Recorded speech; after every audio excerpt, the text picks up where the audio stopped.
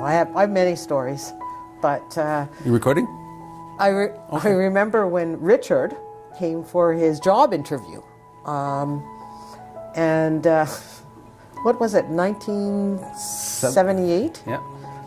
And you came in a powder blue suit with a vest, and That's right, my suit.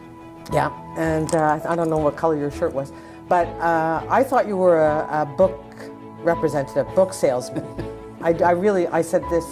I knew I was expecting someone for the interview, but I didn't expect someone like you, and I thought he's too young. He's too young to be a faculty member, so he's got to be one of those book salesmen. So I was kind of like, yes, can I help you? You know, like, I'm more book salesman. And poor Richard, he was there, well, I'm here for an interview. So I said, oh my God, you're Richard?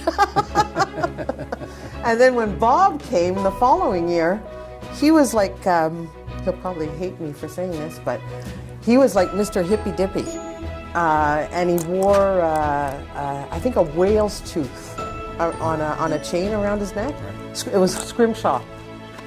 And I remember saying, "Whoa, this guy! I don't know. He's kind of out there, you know. He's kind of too hippie-ish, maybe, for this place, you know." But yeah, it was really strange. Gary Coldevind, who a lot of people may not remember because it was quite a while ago that he did teach here.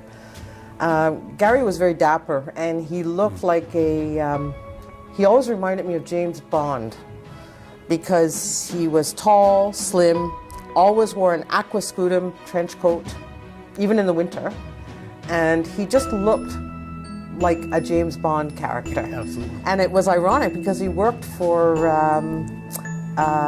what was it in Ottawa, like international relations and stuff like that, the diplomatic corps. Yep.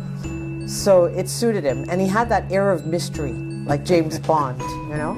But yet he was so clumsy. That's true. He was really clumsy, and so that, you know, that got rid of that image right away. But no action movies. No action Stills. movies for him. No. And yet he skied and everything, but he was always falling or doing something. But Gary was special. He was unique for sure. I don't know. Do you have any, Richard? Well, I want to just follow up in terms of youth. A lot of us started here young. Obviously, you more than anyone. I knew that I looked young, so my very, very first class that I taught here in the fall of '78 was a learning theories class. And so I decided to play a trick on the students. So I came in and sat down and acted like I was one of the students, and of course people didn't know. And I waited until it was the course started at 6 o'clock, and at about 5 after 6, I kind of looked up and I said, you know, where the heck is the instructor?